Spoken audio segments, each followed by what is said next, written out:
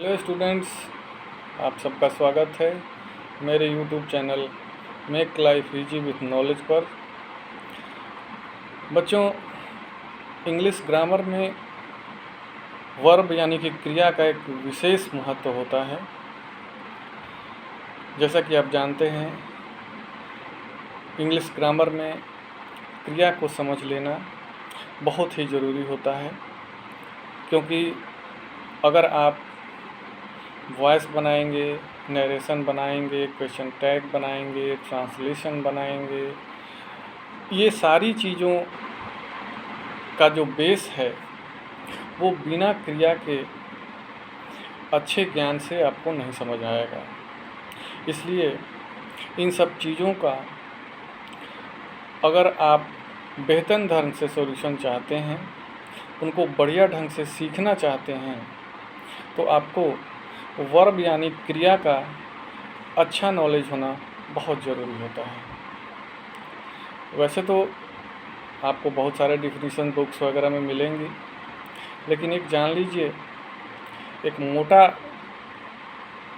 Line अगर हम लेके चलते हैं तो दुनिया में जितनी चीज़ें होती हैं, जितने तरह के काम होते हैं, वो सब वर्ब कहे जाते हैं।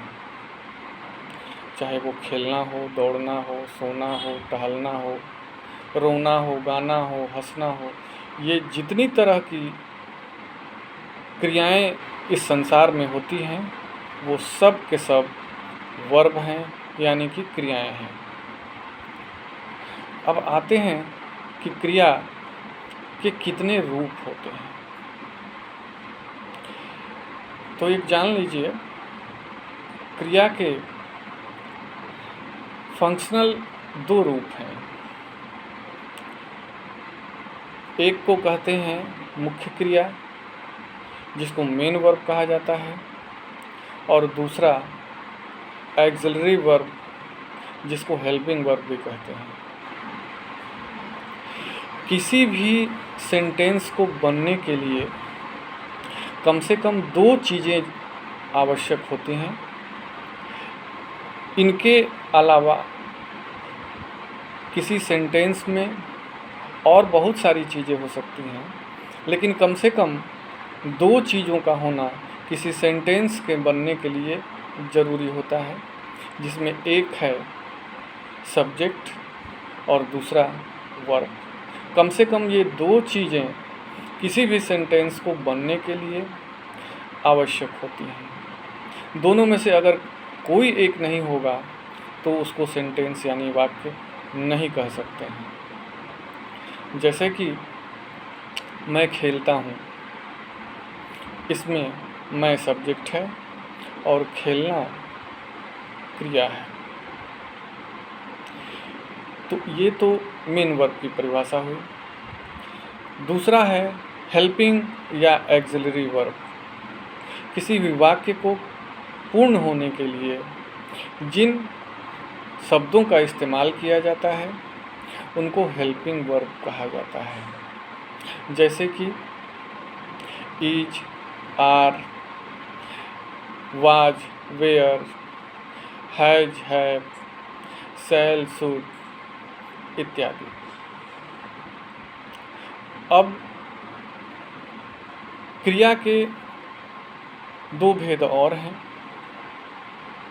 और उस भेद में एक आता है जिसको हम हिंदी में सकर्मक क्रिया और अंग्रेजी में ट्रांजिटिव वर्ब कहते हैं, और दूसरा है जिसको हिंदी में अकर्मक क्रिया कहते हैं और जिसको इंग्लिश में इंट्रांजिटिव वर्ब, यानी कि ट्रांजिटिव वर्ब और इंट्रांजिटिव वर्ब, सकर्मक क्रिया और अकर्मक क्रिया।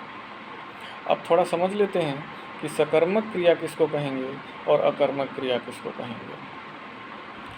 सकर्मक क्रिया वैसी क्रियाएं हैं जिनके साथ या तो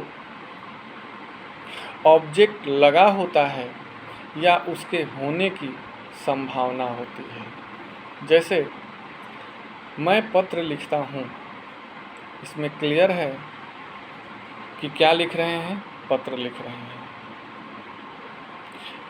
अगर इसको सिर्फ ये लिखा जाए मैं लिखता हूँ, तो बहुत सारी चीज़ों को लिखा जा सकता है। पत्र लिख सकते हैं, कविता लिख सकते हैं, एप्लीकेशन लिख सकते हैं, बहुत सारी चीज़ों को लिखा जा सकता है।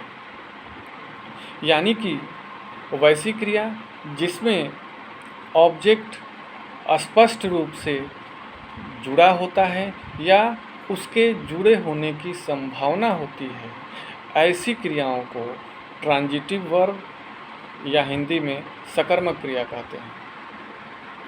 जबकि दूसरी तरफ वैसी क्रियाएं जिसके साथ कर्म न तो जुड़ा होता है और न उसके दूर दूर तक कहीं होने की संभावना होती है, ऐसी सारी क्रियाएं अकर्मक क्रिया कहलाती हैं या अंग्रेजी में इनको इनट्रांजिटिव वर्ब कहते हैं।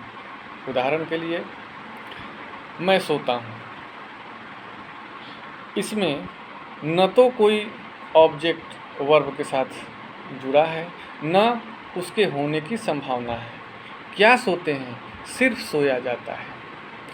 वे लोग दौड़ते हैं, सिर्फ दौड़ा जाता है, कुछ दौड़ा नहीं जाता है। इसी तरीके से सोना, हंसना, रोना, ये सारी क्रियाएं अकर्मक क्रियाओं के उदाहरण हैं।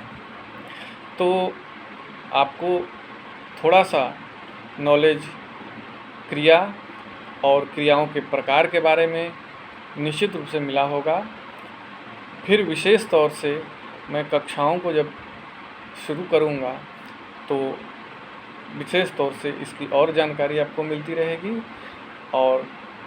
और इस तरह की जानकारी के लिए चैनल से जुड़े रहेंगे। बहुत बहुत धन्यवाद।